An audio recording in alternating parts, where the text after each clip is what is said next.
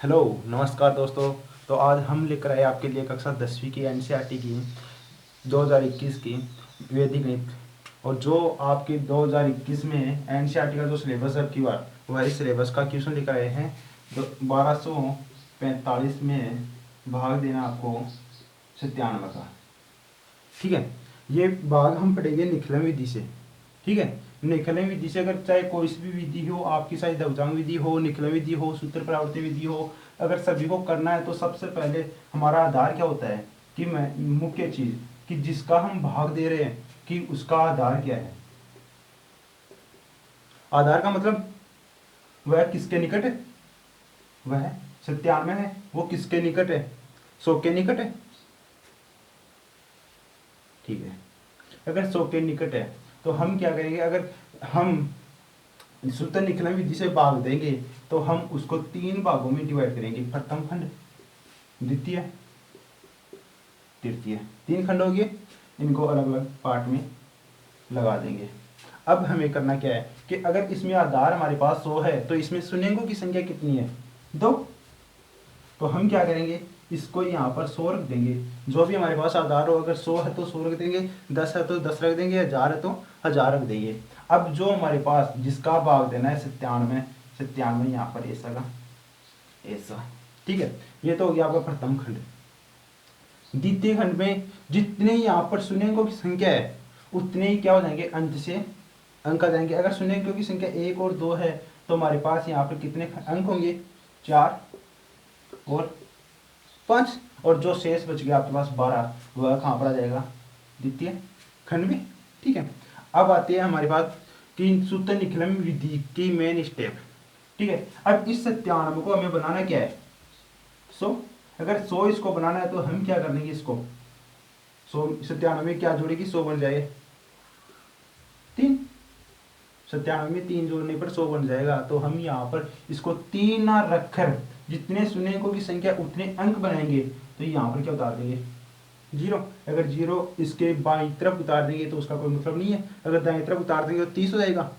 तो हम दाएं तरफ नहीं उतारेंगे, वो बाएं तरफ उतारेंगे। और यह जो संख्या है उसे क्या बोलेंगे, पूरक संख्या। अब आ गया आपकी मेरी स्टेप। सेकंड खंड में जो पहला अंक है वह ऐसा का ऐसा 1 हो गया। अब इस 1 को पहले हम मल्टीप्लाई करेंगे किससे, 0 से। कितना आएगा, 1 को मल्टीप्लाई 0 से 0। फिर 1 को 3 से। अगर 1 को 3 से मल्टीप्लाई करेंगे तो अगले वाले खंड में आ जाएगा। अगर यहाँ पर संख्या होती तो यहाँ पर आता, वरना अगले वाले खंड में, तीसरे खंड में आ जाएगा 3। अब सेकंड स्टेप क्या हो गया हमारे पास, 2 और 0 दोनों को जोड़ देंगे। कितना हो जाएगा, 2 और 0 कितना हो गया, 2। ठीक है, अब जिस प्रकार हमने 1 को 0 व 3 से मल्टीप्लाई किया था, ठीक उसी प्रकार 2 को 0 व 3 से मल्टीप्लाई करेंगे। 2 को 0 से मल्टीप्लाई करेंगे तो कितना आ जाएगा, 0। अगर 2 को 3 से मल्टीप्लाई करेंगे तो कितना आ जाएगा, 3 दूनी 6। ये लो, अब हमारे पास द्वितीय खंड के सभी अंक पूरे हो गए। तो हम क्या करें, तृतीय खंड में चलेंगे। अगर तृतीय खंड में चलेंगे तो 6 और 5 कितने हो गए, 11। 11 को 1 को, और सामान्य भाषा में बोले तो 11 को 1 को आखिर की 1 हमारे पास बच गई। उसको हम कहाँ पर काउंट करेंगे, इस वाले अंक में काउंट कर देंगे। 4 और 1 5, 5 और 3 कितना हो गया, 8। ठीक है, जो द्वितीय खंड था वो तो हमारे पास क्या आ गया, भागफल। और तृतीय खंड हमारे पास आ गया, वो क्या हो गया आपके पास, शेषफल। आप इसको इस प्रकार भी कर सकते हैं कि भागफल इज इक्वल टू कितना हो गया, भागफल हमारे पास कितना हो गया 12, और शेषफल कितना हो गया हमारे पास, कितना है हमारे पास 81। कंप्लीट। ठीक है,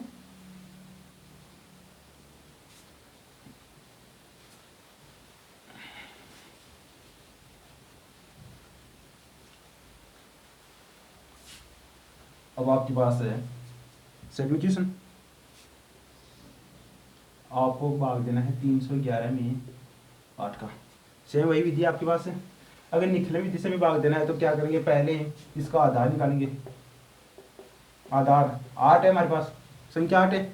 ये किसके निकट है, 10 के निकट है। तो हम आधार क्या ले लेंगे, 10। 100 क्यों नहीं लेंगे? क्योंकि 100 से 92 कम है, 92 कम है, तो हम 100 को नहीं लेंगे, क्योंकि 10 के निकट है, या 10 से कम है या 10 से ज़्यादा है, तो हम क्या लेंगे? 10 आधार। अब आधार हमारे पास हो गया। वही स्टेप 3 खंडों में डिवाइड करेंगे इसको, प्रथम, द्वितीय, तृतीय, आप इनको खंड बोल सकते हैं अगर वैसे बोलना चाहिए तो खंड। और ये भी क्या है आपके पास? खंड। बन गए 3 खंड। अब हमारे पास जो आधार था वो ऐसा का ऐसा, जिसका भाग देना है क्या है यहाँ पर? 8 हो गया। 8 को हमें क्या करना है? 10 बनाना है, तो यहाँ पर क्या जाएगा? 2। अब बात हो गई हमारे पास जो आधार है 10 है, उसमें शून्याङ्कों की संख्या कितनी है? 1। तो यहाँ पर तृतीय खंड में भी कितने अंक होंगे?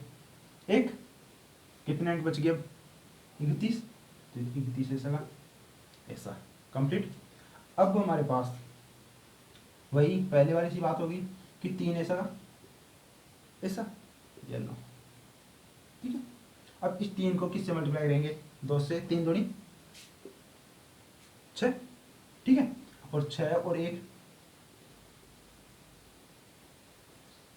7। अब जो हमारे पास 7 है, इसको मल्टीप्लाई करेंगे किससे? 2 से, ठीक है। 7 दूनी 14, कितने होगी? 7 दूनी 14। अभी हम इन दोनों को जोड़ देंगे, 4 और 1 5, और 1 का 1, हो गया क्वेश्चन कंप्लीट। देखिएगा सामने। अब हम जिस संख्या का भाग दे रही थी 8, और हमारे पास ये वाला भाग शेषफल था, शेषफल हमारे पास क्या आ रहा है? भाजक से क्या है? ज़्यादा, 8 से ज़्यादा है? हो सकता है कभी? नहीं हो सकता ना। तो हम क्या करेंगे? सिंपल विधि से भाग देंगे। इधर तो काम करेगा जोड़ने का, इधर काम करेगा घटाने का। कौन काम करेगा? क्योंकि ये वाला भागफल है, तो यहाँ पर भागफल ही काम करेगा जोड़ने का। ये वाला शेषफल है, तो यहाँ पर शेषफल ही काम करेगा घटाने का। तो 8 का फाटा बोलेंगे सिंपल विधि से। 8 एकम 8, 8 दूनी 16, जैसे 8 एकम 8, 8 दूनी 16। और ये 16 क्या हो गया? शेषफल 15 से ज़्यादा हो गया ना, तो हम यहाँ पर 16 काउंट नहीं करेंगे। क्या काउंट करेंगे? 8 एकम 8। तो यहाँ पर हो गया हमारे पास 8। कितने बार बोला था? 8 एकम 8। तो यहाँ पर क्या होगा? 8। ये लो, 5 में से 8 हटाओ, घटता है? नहीं घटता। यहाँ से 80 लोगे तो 15, 15 में से 8 हटाओ, कितना हो गया? 7। 7 और 1 8, 3 का 3, कंप्लीट। और ये वाला जो भाग हमारे पास था वो क्या था? शेषफल। और ये वाला क्या है? भागफल। तो हम इसको क्या कर सकते हैं? भागफल कितना है हमारे पास? 38। और क्या है क्या आपके पास? शेषफल। शेषफल कितना है यार? 7। और ये क्वेश्चन आपका कंप्लीट। अगला क्वेश्चन।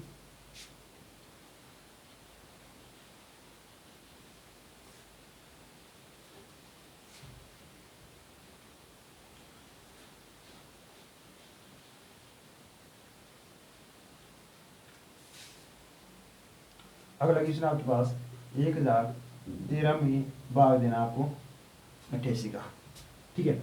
वही तीसरा क्वेश्चन आपका। सबसे पहले क्या करेंगे? इसका आधार लेंगे। 88 किसके निकटतम है? 100 के निकटतम है, तो हम क्या लेंगे? इसका आधार कितना है? ये 100। अब वही विधि आपके पास, मेथड वही है आपके पास। 3 भागों में इसको विभाजित करेंगे, प्रथम खंड, द्वितीय खंड और ये तृतीय खंड हो गया। अब इसको क्या बनाएंगे? इसका भाग दे रहे भाज्य कितना आपके पास? 88। आधार क्या था आपके पास? 100। 100 में शून्यों की संख्या कितनी है? 2। तो जो हमारे पास संख्या है इसके भी कितने अंक होगी? थर्ड भाग में 1 और 3, कहने का मतलब 2 अंक। कितना बच गया आपके पास? 10। 10 ऐसा का ऐसा। अब बनाना क्या? 88 को क्या बनाना है? 100 बनाना है। तो हम क्या करेंगे? इसको 12 जोड़ देंगे, क्योंकि 12 जोड़ेंगे तभी आपके पास क्या आएगा? 100 आएगा। अब ये वाला पहला एक ऐसा का ऐसा, इस एक को मल्टीप्लाई करेंगे किससे? पहले 1 से बाईं तरफ से, 1 एकम 1। फिर 1 को मल्टीप्लाई करेंगे 2 से, 1 दूनी 2। इस जिस शून्य को हुआ एक को क्या कर देंगे, जोड़ देंगे। कितना हो गया, शून्य और एक कितना हो गया, एक। अब इस एक का भी वही काम, इसको यहाँ से मल्टीप्लाई करो, एक एकम एक, एक दूनी दो, ये वाला तो द्वितीय खंड था आपका वो कंप्लीट। अगर कंप्लीट हो गया तो हमारा काम क्या होता है, तृतीय खंड में। तृतीय खंड में हमारे पास 24 संख्याओं को क्या कर देंगे, जोड़ देंगे। 3 और 2 कितना हो गया, 5, 1 2 कितना हो गया, 3 1 4। सेकंड क्वेश्चन में हमारे पास आया था कि जो हमारे पास शेषफल था वो क्या था, भाजक से ज़्यादा था। कितना है हमारे पास, 88, 88 से कम है, कम है ना। तो अगर कम है तो ये वाला क्या हो जाएगा, शेषफल, और ये वाला क्या है, भागफल। तो हम इसको क्या लिखेंगे, भागफल कितना आया, 11, और शेषफल कितना है आपके पास, 40।